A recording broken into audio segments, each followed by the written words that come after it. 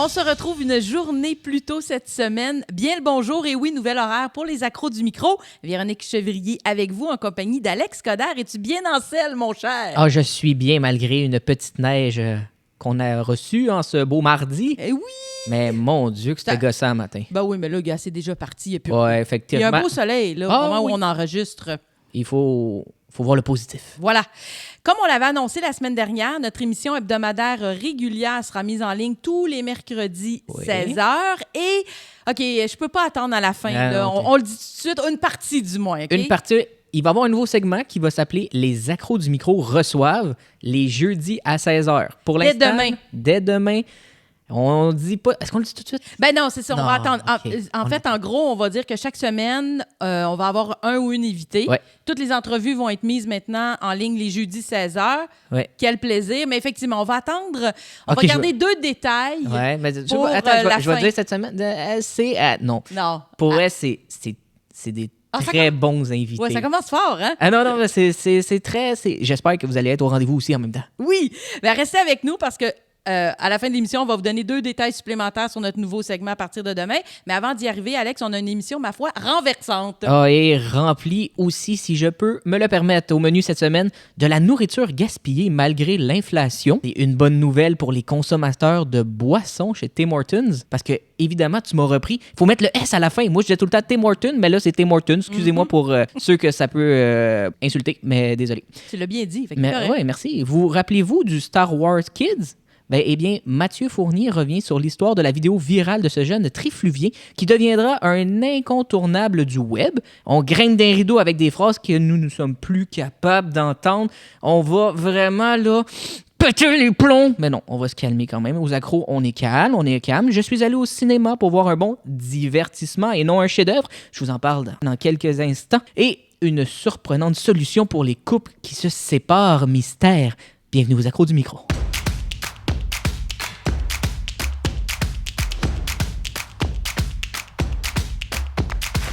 Un article de la presse titrait dernièrement qu'en alimentation, près de 96% des surplus sont gaspillés. On sait que tout augmente à une vitesse effarante. Depuis le début de l'année, la hausse des prix se poursuit. On le voit particulièrement dans notre panier d'épicerie. Tu en as même parlé j'ai fait des chroniques là-dessus, hein? Oui, à quelques reprises. Mais malgré le coût élevé des aliments, près de 96% des surplus alimentaires au pays se retrouvent carrément aux poubelles. L'étude, une occasion gâchée, inverser la tendance au gaspillage grâce à la récupération, menée par Deuxième Récolte, un organisme de récupération alimentaire, dévoile que chaque année, là, c'est l'équivalent de 124 000 camions chargés d'aliments qui sont jetés par l'industrie alimentaire au Canada. Je capote. Non, mais je sais pas si tu le sais ou pas, là, mais c'est pas juste des denrées périssables. Est-ce qu'ils jettent aussi des denrées qu'on peut donner aux prochains? Oui, exactement. Ils jettent tout. C'est 3 millions de tonnes de nourriture comestible qui sont gaspillées et non récupérées par des organismes qui pourraient les redistribuer aux gens dans le besoin. Mais d'où viennent ces surplus alimentaires? Mais d'où viennent-ils? Des agriculteurs, des transformateurs, grossistes, détaillants, hôtels et restaurants. Tous ces milieux se retrouvent avec des excédents qui ne correspondent pas aux standards de l'industrie, mais qui restent consommables. Et là, même si les grandes enseignes, par exemple, participent au programme de récupération en supermarché qui permet d'acheminer les invendus vers des organismes de récupération des aliments, il manque visiblement d'organisation pour ramasser cette nourriture. Le rapport parle d'absence d'avantages financiers, de politiques décourageant les dons de nourriture et du manque de coordination entre les organismes de récupération et les entreprises. On évoque même le fait que pour certaines entreprises, il leur revient moins cher d'envoyer les surplus dans des sites d'enfouissement que de chercher d'autres solutions. D'autres solutions moins coûteuses, c'est les donner. Excuse-moi, c'est quoi les coûts pour donner de la nourriture aux proches? Oui, c'est ça. Mais c'est toute cette organisation et cette coordination-là. Donc, de grâce, mettons des efforts pour améliorer la coordination. De plus en plus de gens vont se retrouver dans la désagréable situation de devoir faire appel à des banques alimentaires. Là, alors que de savoir qu'il y a un paquet de bonne nourriture qui se retrouve aux poubelles, c'est scandaleux. C'est très scandaleux, mais moi, regarde. Après le négatif, un peu de positif. Vas-y donc avec ton Tim Hortons. Avec mon Tim Hortons. Eh bien, il faut que j'arrête de faire genre des niaiseries de même, mais bon, bref. Est-ce que toi, tu consommes des produits Tim Hortons? Très rarement. Très rarement. Un petit café, un cappuccino glacé, non? Un petit cappuccino glacé, mais fait avec du lait, moi, l'été, pas avec de la crème. C'est un peu trop riche, non? Eh bien, ça va être sûrement une bonne nouvelle pour toi. Toi qui aussi est écologique. Ben, j'essaye. Tu essaies d'être écologique. Depuis le début de la pandémie, Tim Hortons avait interdit aux clients d'amener leurs tasses réutilisables. Pour des raisons de sécurité, de santé publique. On ne sait pas qui a touché, est-ce que tu l'as liché? Absolument. On met nos lèvres dessus, on a notre contact buccal. Eh bien, figure-toi donc qu'à partir de la semaine prochaine, vous pouvez ramener vos tasses réutilisables dans tous les Tim Hortons et non seulement dans les restaurants, mais aussi au service à l'auto. Bon. Je ne sais pas comment ça va fonctionner par rapport au service à l'auto, parce qu'on s'entend, quand tu rentres dans l'établissement, tu la donnes, ils te la remplissent. Mais là, il faut que tu attendes d'arriver avant. Ils ne peuvent pas le faire. Ça va peut-être créer un peu d'achalandage. Ben, en même temps, je pense que quand tu fais ta commande à l'auto, tu dois le mentionner que tu as une tasse. Oui, j'imagine. Ils doivent être habitués, là. Oui. Ben, après 2 ans, je ne le sais pas, parce que il y a tellement eu un roulement dans le personnel, dans peu importe les compagnies, que je me dis, tu sais, le petit nouveau que ça fait 1 an qu'il est là, quelqu'un dit, oui, j'ai ma tasse, la personne va dire, ouais, pis. C'est comme... J'ose espérer qu'ils ont de la formation. J'ose espérer également. Maintenant, bonne nouvelle aussi, ce n'est pas que pour les boissons chaudes. Maintenant, les boissons froides aussi vont pouvoir être mises dans des tasses. Oui, c'est la nouveauté. Et pour vous, consommateurs de petits cafés, parce qu'on s'entend chez Tim Hortons, c'est beaucoup du café, vous allez avoir un coquet rabais de 10 sous. Non, c'est vraiment ça. Là. En apportant ta tasse? En apportant la tasse, vous avez 10 sous de rabais sur votre boisson. Écoute. Est-ce que vraiment ça a un impact? Je sais pas, je ne consomme pas de Tim Hortons. C'est pas énorme. C'est sûr que d'avoir en partant, j'aurais mis 50 sous, voire une pièce. Oui, un incitatif, $1 tant mieux. Plutôt, mais là, c'est québécois pas mal. Mais il faut dire que Tim Hortons, avant la pandémie, avait quand même, pour l'objectif de 2019, il avait vendu plutôt près de 15 millions de boissons chaudes dans des tasses réutilisables. Juste pour 2019. Wow! Donc, pour 2022, c'est sûr qu'ils espèrent un bond de 5 millions. Ils veulent vendre 20 millions de boissons dans des tasses réutilisables pour sauver la planète.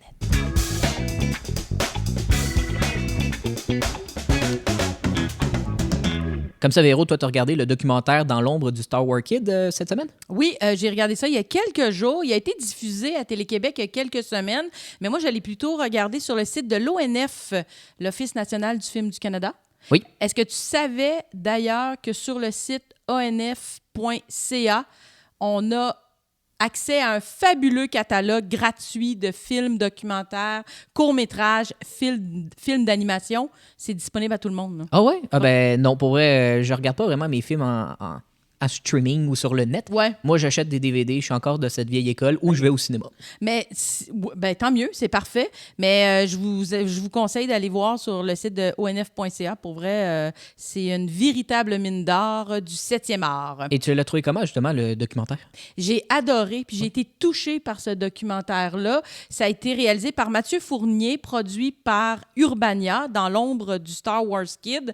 Ça relate l'histoire de Ghislain Raza, ce jeune homme de 15 ans de Trois-Rivières, qui a été malgré lui ce qu'on pourrait appeler le patient zéro de la vidéo virale sur le web en 2003, alors qu'on était dans un tout autre contexte numérique. Là, hein. Les réseaux sociaux à ce moment-là n'existaient pas.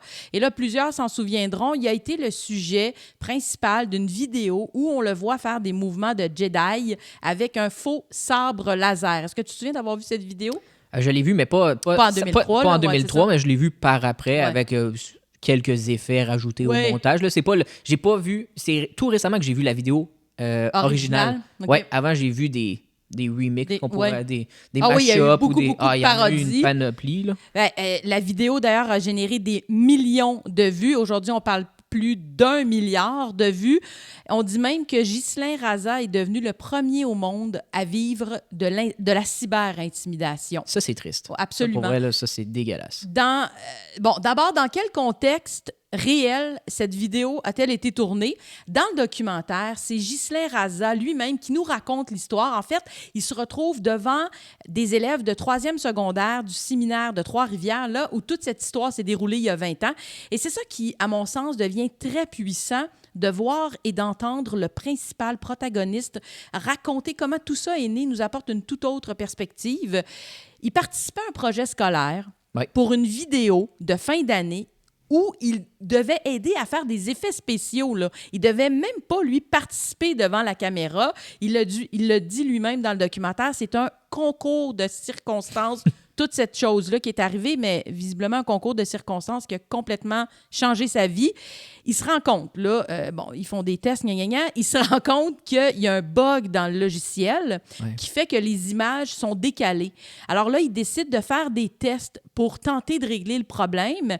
Et là, il se filme en imitant un combat de Jedi au laser. Je vais peut-être te prendre les culottes baissées, comme on dit, mais est-ce que tu sais c'est quel personnage qu'il faisait? Ben, c'est pas le Luke Skywalker. Ah ouais, non, malheureusement. Non, toi, t'aurais pu mettre mauvaise réponse. C'est Dark Maul, un méchant d'un site. Ben, comment ça? Parce que ça, il en parle pas du tout dans le documentaire, bien honnêtement. Non, parce que je le sais. Ah, OK, c'est bon. J'ai fait mes recherches, moi aussi. D'accord, c'est excellent. C'est ta chronique, mais je fais mes recherches. Ben, ça se complète, on aime ça de même. C'est Dark Maul, un vilain Sith du film numéro 1 qui combat Qui-Gon et Obi-Wan Kenobi dans un hangar. Mais lui, comme il explique dans le vidéo, là, c'est que là, il essaie de faire des tests pour régler le problème, ça fonctionnait pas. Là, il dit, il est rendu tard, j'étais tanné, j'ai juste voulu comme lâcher mon fou puis faire ça devant la caméra juste pour déconner. Mais là, ça reste de même. Il s'en va chez lui. Et là, des petits comiques ont pris les images à son insu et les ont mis sur le web. Le reste est historique, comme on dit. Aujourd'hui, là, c'est banal, ce genre de vidéo. À la limite, ça aurait probablement même pas été aussi viral, mais en 2003, donc avant l'arrivée de YouTube de 2005, c'était du jamais vu. Là, la vidéo est entrée dans la culture populaire. C'est devenu un phénomène unique. Le Star Wars Kid s'est retrouvé dans plusieurs parodies, dont des émissions populaires comme South Park, Family Guy, Arrested Development. Intimidation, cyber-intimidation, sollicitation par tous les médias possibles du monde entier. CNN, le New York Times, la BBC en ont parlé. Oprah Winfrey, Jay Leno l'ont contacté pour tenter de l'avoir en entrevue. Ça a été un calvaire pour ce jeune homme qui n'avait rien demandé et qui a vraiment vécu le début de ce que le web allait plus tard nous dévoiler avec son potentiel violent de viralité. J'ai été captivée par le documentaire et sincèrement touchée par Ghislain Raza, qui est d'une sagesse, d'un calme, d'une sérénité étonnante. Il a vraiment à nous apprendre beaucoup, cet homme-là, parce qu'à part une seule entrevue qu'il a décidé d'accorder en 2013, donc 10 ans après les événements, il n'avait jamais parlé publiquement de cette période de sa vie. Là, il a décidé de collaborer au projet du documentaire pour participer à la réflexion sociale. Il souhaitait amener la compassion, l'empathie dans le discours public. Et le documentaire permet un peu, justement, à Ghislain Raza de se réapproprier son histoire, en quelque sorte. Ça nous fait du bien. Puis là, vraiment, ce qui est ironique, là, c'est qu'il était vraiment même pas un fan de Star Wars, lui, dans la vie. Ben non. Puis le pire, c'est que tantôt, tu le disais littéralement, tu regardes ça, c'est pas viral. OK? C'est un gars qui s'amuse puis qui déconne, comme tu as utilisé le mot tantôt. Écoute, maintenant, sur TikTok, on voit des choses pires que ça. Ah oui, ça générait même pas 1000 vues, je pense, aujourd'hui. Mais savais-tu qu'il y avait 2 blogueurs qui ont voulu lui venir en aide puis ils ont fait des levées de fonds pour lui. Puis ils ont réussi à amasser environ plus de 3 000 $. OK. Ils ont acheté un iPad. Puis ils ont envoyé? Ils ont envoyé un iPad 32 gigas et des chèques cadeaux. Ah, ça, tu vois, c'est pas mentionné dans le documentaire. Non, mais quand tu fais, des bonnes recherches, puis encore pire que ça, puis je sais pas, celle-là, c'est quand même très drôle. Il y a eu une pétition, parce qu'on sait que dès qu'il se passe quelque chose puis que le monde veut la sympathie, on fait une pétition. Il y a eu une pétition pour que, justement, le Star Wars Kid passe dans un épisode de Star Wars. Oui. Ouais, mais malheureusement, ça n'arrivera pas. Ça a pas George Lucas, malgré la sympathie pour le jeune homme, n'a fait aucune preuve d'empathie sur cette pétition qui, ma foi, n'avait pas vraiment lieu d'être. Non, c'est ça. Moi, je trouve qu'au contraire, il a fait une bonne chose de ne pas accepter. C'est allé loin un petit peu. Ça aurait grossi davantage. Déjà qu'on s'entend que sa vie, ce jour-là, a changé, mais a changé pour le mal.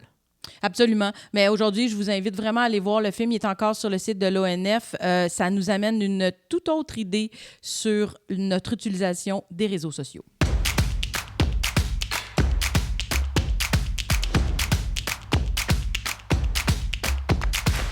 Est-ce qu'il y a des phrases que vous n'êtes plus capable d'entendre? Est-ce que certaines répliques vous font friser les oreilles, vous donnent le goût de grimper d'un rideau? Bien, pour notre discussion cette semaine, on s'est amusé à trouver des phrases qui nous tapent sur les rognons, qui nous font pogner les nerfs.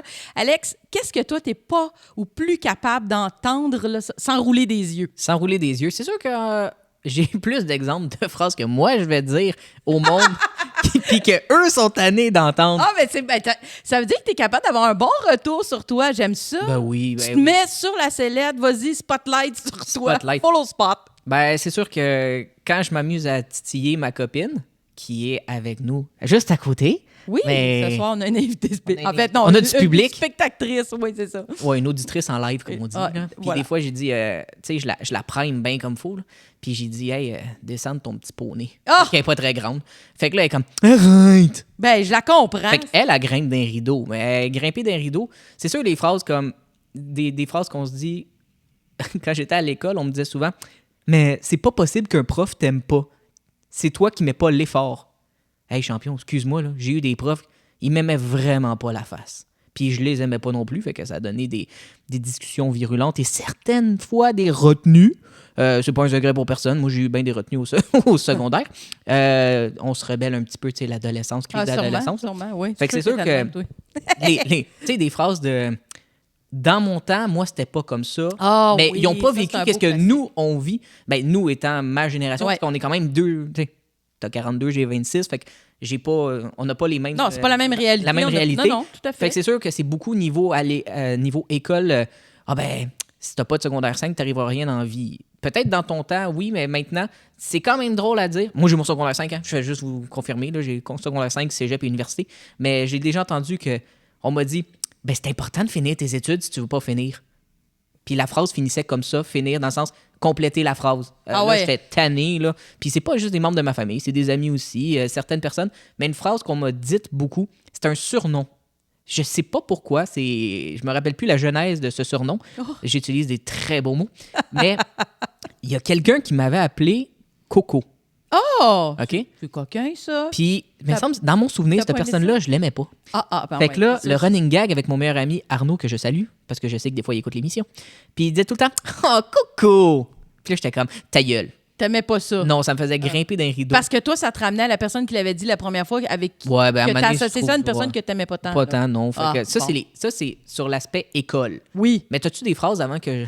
J'ai un autre aspect qui est le travail, mais Oui. toi avant, là, parce que là, je parle, mais toi, tu as sûrement quelques phrases qui te font dire... Oui, moi, c'est dans des discussions, soit avec des amis, ou en couple, ou dans les milieux de travail, ou peu importe. Quand ça commence à s'échauffer un peu, moi, il y a une phrase que je déteste, 2 mots, en fait, méchante phrase, c'est « calme-toi ». Hey, s'il y a une phrase, là, moi, qui me donne pas le goût de me calmer, puis même au contraire, tout le temps. c'est bien calme-toi. Ah, je déteste cette phrase-là. Mais sur un ton, il faut que le ton soit bon. Tu sais, quelqu'un qui dit « calme-toi » ou « calme-toi ». Non, c'est vraiment un peu arrogant, un peu doux.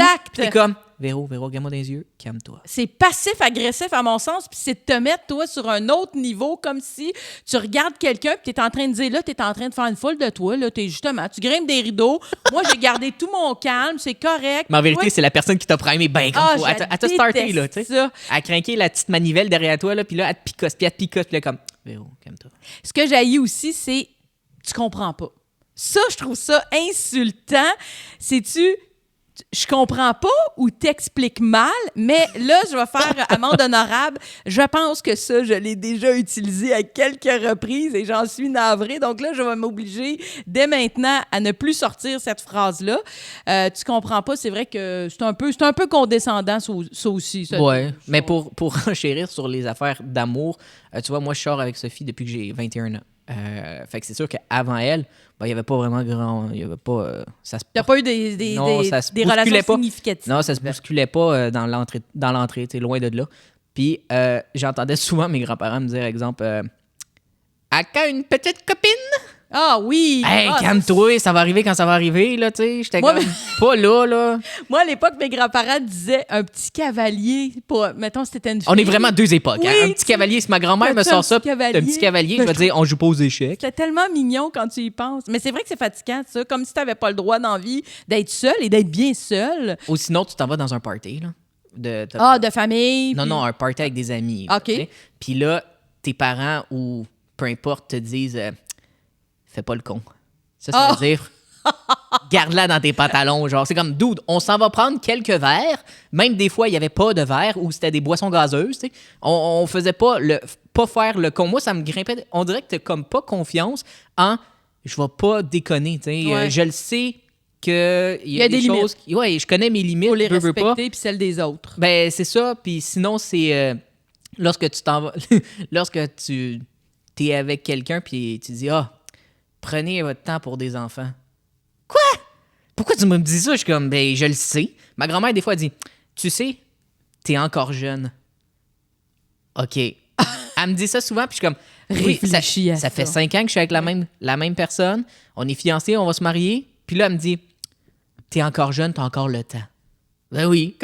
C'est comme, oui. Ouais, mais tu sais, ça vient me chercher dans le sens, en disant, mais c'est quoi, t'attends-tu que j'en fasse un, puis c'est pour ça, genre, tu me mets au défi, tu me challenges-tu? Non, mais souvent, c'est que ces phrases-là, d'autant plus ce type de phrase-là, je trouve que ça parle davantage de la personne qui dit la phrase. Elle parle probablement de ses craintes, de dire, OK, il n'y a pas de précipitation, prends ton temps. Mais sinon, ça ne veut pas dire que soi-même, une phrase que j'aime dire, surtout à Sophie, c'est... c'est mon souffre-douleur. Ben là...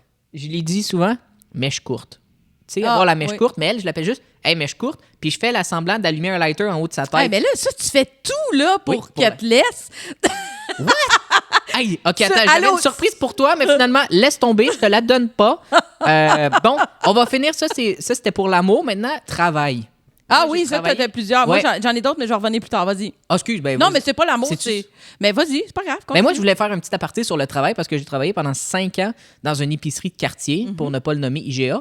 Et j'en ai entendu des vertes et des pommures. Puis tu sais, le fameux client, si ça scanne pas, c'est gratuit. Hey Gaston, calme-toi, là. Arrête, là, je le sais que ça va scanner. Inquiète-toi pas, on va appeler un petit commis qui va arriver dans 10 minutes pour te dire le prix, c'est ça. Puis tu vas faire, non, je l'ai vu à ce prix-là. Fait que ça devrait être gratuit. Non, tu lis la politique du magasin, là, puis il était bien écrit, là. Si on a raison, c'est pas gratuit.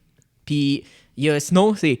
Fais attention à mon pain, hein? Parce que je suis emballeur, fait que c'est pour ça que les phrases un peu cucu, je les connais. Ouais, ben c'est sûr que là, moi, en partant, parenthèse, toutes des phrases, des lieux communs, j'appelle ça, des phrases que tout le monde va répéter, puis que tu entends 1 million de fois. C'est vrai que surtout après la clientèle. Après 5 ans, c'est sûr que je les ai tous entendus. Là. Puis moi, à chaque fois, j'ai pas de patience parce que je me dis, toi, là, monsieur ou madame qui me dit cette phrase-là, penses-tu vraiment que tu es original? Tu sais, moi, c'est comme, un moment donné, je trouve qu'il y a une facilité intellectuelle chez les gens. Je suis vraiment rigide. La publicité, là, je pense que c'était Lise Dion pour le pain gadois. Oui, ça fait un petit moment, mais... Oui, non, mais elle scanne la caissière scanne le pain, l'emballeur, il prend le pain, le met dans le fond, là, il donne un melon d'eau, puis là, l'emballeur, il le met, Lise Dion, elle fait comme « Ah! » Puis là, la caissière, elle regarde l'emballeur, puis elle fait « Je casse. » Ça, c'était mon running gag avec Sophie quand on travaillait ensemble. Ah! On disait tout le temps, si on faisait mal le sac, on est comme, je casse. Fait qu'on a cassé souvent, finalement. Ben oui. Ah, c'est très bon. Moi, il y a une phrase qui me gosse aussi, c'est je peux te parler franchement?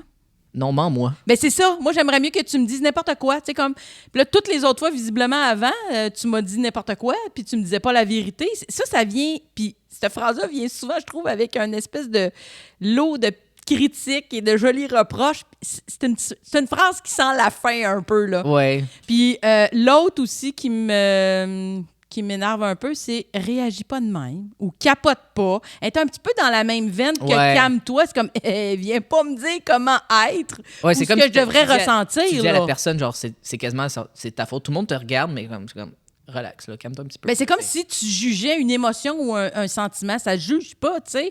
Dis-moi plutôt comment toi, tu te sens face à comment moi, je réagis. Mais dis-moi pas, invalide pas mon émotion. En fait, c'est ça. Moi, c'est toutes les phrases qui tentent de prendre le contrôle sur quelqu'un ou de vouloir un peu changer sa façon de répondre ou de minimiser, d'invalider une émotion. Moi, ça me fait réagir très fortement. Ben moi, je me rends compte finalement que c'est moi qui ai dit ces phrases-là. Moi, je pourrais te dire des phrases, puis mais c'est bon! C'est comme ton affaire de mentir, genre, veux-tu que je te parle franchement? Moi, des fois, quand c'est pas une information sérieuse à quelqu'un, souvent à mes amis, je leur dis, ben, tu veux la vérité ou un mensonge? Bon. Je leur dis cette phrase-là. Tu leur laisses le choix au moins. Fait que là, après ça, il me dit, ben la vérité. Je suis comme, ah, dommage, je voulais te mentir. Tu sais, c'est comme, tu sais, quelqu'un te pose une question, ça va bien aujourd'hui, tu veux la vérité ou un mensonge? T'sais, j'aime dire cette phrase-là, mais en vérité, cette phrase-là est tellement cliché. On devrait appeler ça, c'est même pas les phrases qu'on est tanné d'entendre, c'est les phrases clichés. Oh mon Dieu, hey, là, on pourrait faire une chronique de 20 heures. Ouais, mais là, tu te dis, genre, tu sais, cette phrase-là, as-tu déjà changé le monde?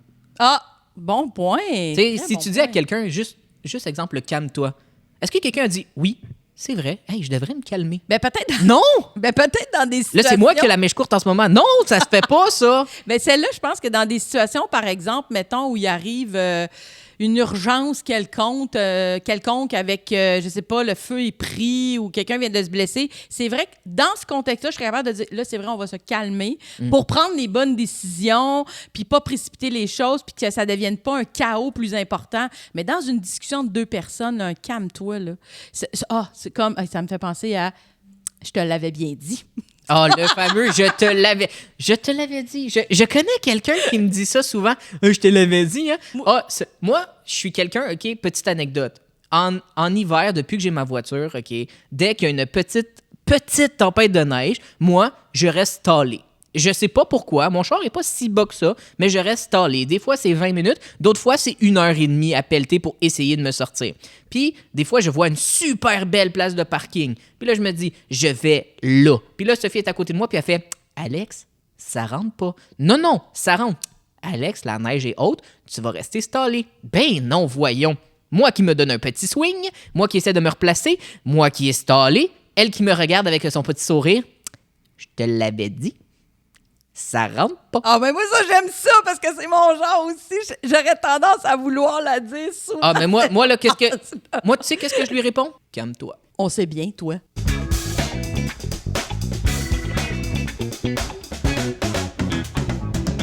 Ça devient une petite chronique chouchou pour toi, Alex. Chronique cinéma cette semaine. Quel est le film dont tu parlais, le film de divertissement? Qu'est-ce que tu es allé voir? C'est un divertissement car ça ne gagnera peut-être pas de score. C'est pas un grand chef-d'œuvre, mais c'était un bon film. Je suis allé voir le 3e opus de la trilogie Les Animaux Fantastiques, appelé Les Secrets de Dumbledore, qui parle de la vie de Poudlard avant Harry Potter. OK. C'était le 3e film et je voulais en faire une chronique pour 2-3 raisons. Parce que tu m'as quand même appris que toi, Harry Potter, pas une grande fan plus que ça. Non, j'ai vu peut-être 2 films, 3 films, gros Ben, maximum. c'est ça. Fait que là, moi, il y a plein dans ce film, parce que c'est vraiment une suite. Là. Le 1, 2, 3, il faut que tu les écoutes. Je peux pas te convaincre d'aller voir le 3 parce que tu comprendras pas l'histoire. Il faut vraiment que tu ailles voir, que tu vois avant le 1, avant le 2 et ensuite le 3. Bémol pour commencer. J'aime mieux commencer par le négatif et finir par le positif pour vous donner le goût d'y aller. Le méchant principal du film s'appelle Grindelwald. Et pour les Potterheads, ceux qui aiment Harry Potter, Grindelwald est mentionné dans les Harry Potter comme étant le méchant qui a volé la baguette de Suro, qui est la baguette la plus puissante, à Ollivander. Okay? Et dans le film, Grindelwald possède cette baguette indestructible, la meilleure baguette faite de tous les temps, faite par la mort pour eux qui ont vu les reliques de la mort. Eh bien, le film commence avec Jude Law qui joue Albus Dumbledore, qui attend un ami dans un café. Jusqu'à là, scène plutôt banale. Et là, il y a un monsieur qui rentre. Cet acteur-là s'appelle Mads Mikkelsen. Ah, je l'adore, cet acteur-là. Ouais, c'est lui qui jouait le méchant dans Casino Royale, dans les James Bond, qui jouait le chiffre. Eh bien, il est devant Dumbledore, il se parle, puis il l'appelle Grindelwald. Puis là, je suis comme, hein? Ben non. Grindelwald, c'est Johnny Depp. Dans le 1 et 2, Grindelwald a été joué par Johnny Depp. OK. Et ils ont changé le méchant. Ouais, ça, mais c'est ça vrai. commence le film vraiment genre, bang! Encaisse ça. Fait que là, j'ai comme fait, wow! Hey, OK, tu le savais pas avant d'aller ben non, voir moi, je le film regarde pas la distribution avant de voir le film. Pour moi, j'allais voir le 3e pour la suite du 2e. On se dit, on y va comme ça. Ça sera les mêmes personnages, les mêmes acteurs. Habituellement, surtout. C'est vrai que c'est toujours un peu... c'est déstabilisant quand ils changent oui, surtout un personnage avec une telle importance. Fait que ça, j'ai pas vraiment aimé ça. Peut-être que si j'avais fait mes recherches avant de voir le film, puis je m'aurais juste habitué à OK, ben c'est lui le méchant. Ça se peut fort bien. Sauf mais il est très bon, lui, dans des rôles de méchant, je trouve, cet acteur-là. Il y a une face de méchant. Oui, il y a moi, Ben, est-ce que tu savais que Grindelwald et Dumbledore sortaient ensemble. Ah ben non, C'est parce pas, que c'est pas un punch. Non, mais tu m'as même appris que Dumbledore était Homosexuel. gay. Ouais. Oui, c'est ça. Le Je film, savais même pas. c'est pas un spoiler alerte pour eux, les cinéphiles là, qui veulent aller voir ce film-là. C'est la première scène du film. OK. Ils ont un pack de sang, ils peuvent pas s'affronter. Ça, on l'apprend dans le... Ben, ils sont comme ils sont des ennemis en même temps. C'est le méchant et le gentil. Puis ils sont en amour. Quand ils étaient jeunes, Ah! lorsqu'ils étudiaient à Ben, Poudlard... moi, j'aime ça, par exemple, que des films, des films avec autant de portée, aussi populaires, présentent des personnages principaux gays. Là. Il y en a pas assez, tant qu'à moi. Il y en a pas assez, Ouais. mais en même temps... Excuse-moi, je t'ai amené ailleurs. Là, Ben non, mais c'est parce que, comme je te dis, on apprend... C'est une des premières phrases qu'il dit, c'est « On a fait le pacte parce que je t'aime. Je t'aimais. » Oh, c'est bien beau. C'est vraiment... Ils ne pouvaient pas s'affronter, les deux, par amour. Fait que là, ça fait dire, ben, Dumbledore... Il est homosexuel. Est-ce que c'est pour ça qu'il, dans les Harry Potter, on le voit jamais avec des femmes? C'est quoi qu'il est rendu pas mal vieux dans Harry Potter. Là, il est un beau petit jeune homme. Et on suit l'histoire de Norbert, un zoologiste, qui sauve des animaux fantastiques, dont le nom Les Animaux Fantastiques. Ah ben oui. Et oui, tout à fait, avec son frère. Et là, attention, on apprend comment la sœur de Dumbledore et Aberforth, parce que Dumbledore a un frère, Aberforth, qu'on voit dans Harry Potter 6, si je ne m'abuse, comment sa sœur est morte, qui est un tableau représenté dans les films Harry Potter. Aïe, aïe, OK. Comme on dit, tout est dans tout. Tout est dans tout. Puis là, tu te dis, OK, là, je ne dirais pas comment elle est morte, parce qu'on l'apprend, puis c'est quand même quelque chose. Donc, là, je me dis, OK, jusqu'à là, ça va bien. Là, j'ai passé outre le changement d'acteur. Maintenant, l'histoire. Est-ce que l'histoire se tient? Oui. L'histoire est fidèle à la suite du deuxième. Mm-hmm. Et je ne vais pas vous dire la fin, parce que la fin, évidemment, ça finit bien. Mais, petite parenthèse, est-ce que toi, tu as vu les quelques Harry Potter? On s'entend, c'est tout le temps Gryffondor et Serpentard, les grosses maisons. Oui, parce qu'il y en a d'autres, hein? Il y en a 2 autres, Serdaigle et Poufsouffle. Eh bien, Norbert, lorsqu'il étudiait à Poudlard, était un Poufsouffle. OK. Donc, à un moment donné, il y a une petite scène cocasse, puis Dumbledore le regarde et se tourne et dit 3 points pour Poufsouffle. Là, j'étais comme, c'est drôle d'entendre cette phrase-là. Poufsouffle, c'est comme les rejets. Ben, pas les rejets, là, mais c'est. On n'en a pas parlé dans les Harry Potter. Mais lui, ce personnage-là, c'est un des premiers qu'on sait d'importance qui est dans Poufsouffle, puis j'ai trouvé ça quand même très drôle. C'est sûr, quand tu regardes la fin, on dirait qu'il pourrait avoir une suite, mais... Ah oui, c'était ça ma question, mais j'ai 2 questions. Ben, vas-y. C'est ça. D'un, est-ce qu'il va y avoir une suite, penses-tu? Est-ce que c'est annoncé? S'il y a une suite, la fin est mal pitchée. OK. La fin est pas prévisible, mais je l'ai pas aimée. Mais est-ce que ça pourrait être une fin en soi, puis dire ça se termine là? Oui. Okay. Puis après ça, tu commences l'Harry Potter 1, 2, 3, 4, 5, 6. Puis 7. L'autre question, si vous me permettez, est-ce que ces films ont été faits par la même auteur ou ça, c'est complètement... C'est J.K. Rowling qui a écrit Les Animaux Fantastiques, oui. Okay. Et on apprend qu'un des super méchants qui s'appelle Crédence dans le film... Crédence, c'est donc bien drôle, c'est comme un ancien meuble, ça, ouais, ben Crédence apprend dans le 2... J'ai une amie avec qui on y est tout le temps, puis on dit ça une Crédence. Ouais, ben Crédence, lui, on apprend dans le 2 que c'est un Dumbledore, parce que le 3 s'appelle Les Secrets de Dumbledore, la famille Dumbledore. Mm-hmm. Eh bien, c'est le fils du frère de Albus, Aberforth. Fait que là, le méchant, quand tout le monde vers la fin, tu deviens empathique avec lui parce qu'il se meurt. Oh. Puis il y a plein de références à la famille Dumbledore. Mais moi, qu'est-ce que j'aurais pris, pour si je peux compléter, là? J'aurais mis des personnages reliés à la famille Black, qui est une famille importante dans les Harry Potter. Parce que là, on parle des Lestrange, on va parler des Dumbledore. Il y a quelques allusions à certains professeurs, notamment le professeur McGonagall. Tu sais, la vieille madame qui est vieille, on dirait qu'elle est vieille depuis des années. Ben là, dans le film, c'est une jeune actrice. Là, t'es comme, elle a déjà été jeune. Oui, elle a déjà été jeune. Donc, c'est pour ça que je classe ce film de bon divertissement. 2h20, il n'y aura pas de suite, mais ça ne gagnera pas de score. Mais si vous voulez, là, moi, je vous le conseille. Puis allez-y en couple, parce que c'est une activité à faire.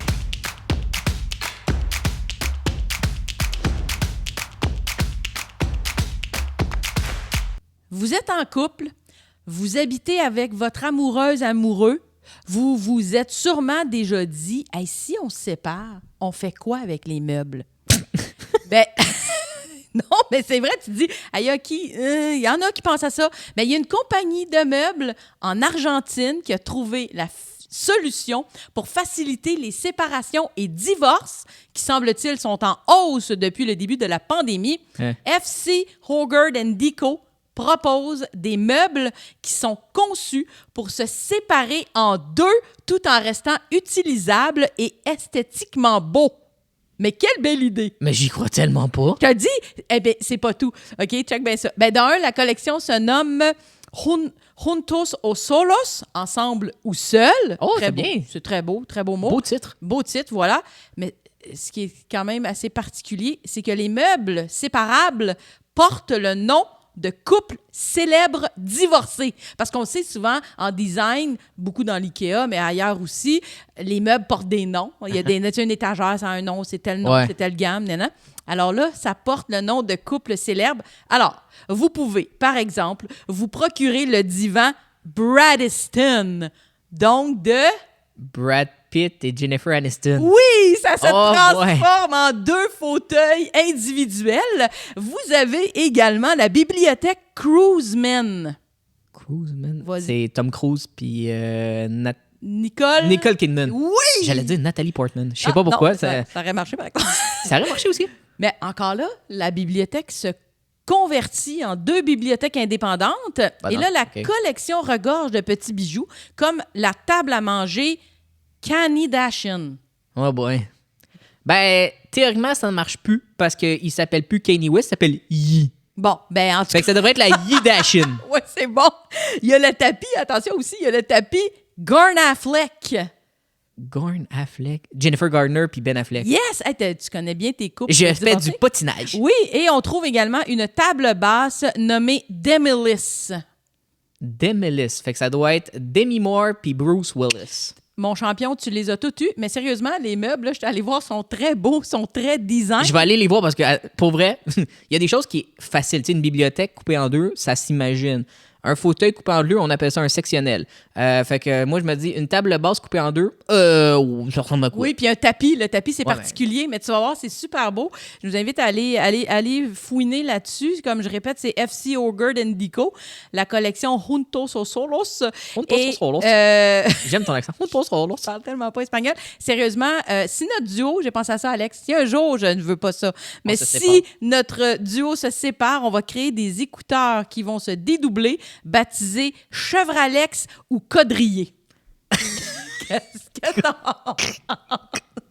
On dirait quadriller. Genre, je cherche une feuille ou je quadrille un quadrilatère ou hey, Colin, bonne. On finit fort, hein, parce que c'est ce qui complète notre émission cette semaine. Merci d'avoir à l'écoute. Et là, n'oubliez pas, demain, 16h, le nouveau segment Les accros du micro reçoivent. Et cette semaine... Et là, je suis tanné, là. Depuis tantôt, faut le teaser, faut le dire. Tu me retiens. Je peux le crier. Vas-y! On reçoit la comédienne Guylaine Tremblay. Hey non, mais quelle prise pour une première. Oui, et on est très heureux. Attention, là, ce que je vais te dire, là, ça va venir te chercher au plus profond de toi. Oui. Pas la musique triste, il n'y en a pas, mais c'est pas grave. Non, en vrai. Vous allez nous voir. Oui, parce que ça, c'est une autre primeur. Ouais, on va être filmés. Nous allons être filmés. Mm-hmm. Pour la première, il faut dire, Guylaine Tremblay est une femme très occupée, hein, faut le dire. Déjà qu'on a réussi à pouvoir lui soutirer un petit 15 minutes de sa vie. Absolument. Très généreux de sa part. Elle est sur iPhone. Oui, on est mieux de le dire. J'aime mieux le dire tout de suite. Elle était en déplacement, elle est sur iPhone. Ce n'est pas elle qui conduisait, elle nous l'a dit. Et on la croit. Tout s'est fait de façon sécuritaire. Et il y avait beaucoup de soleil, donc elle a des lunettes de soleil. Et j'ai essayé de tirer les verres du nez pour Star Academy. Vous allez voir ça. On a été doux avec elle. Oui, absolument. Elle a été très généreuse. C'est une super belle... On est très fiers de notre première entrevue. Donc, nouveau segment, Les accros du micro reçoivent à partir de demain, jeudi, 21 avril, 16h, sur notre chaîne YouTube. Et continuez à vous abonner. On aime ça. Et sur ces belles paroles, on se donne rendez-vous demain à 16h pour une première entrevue. Et on se dit bye!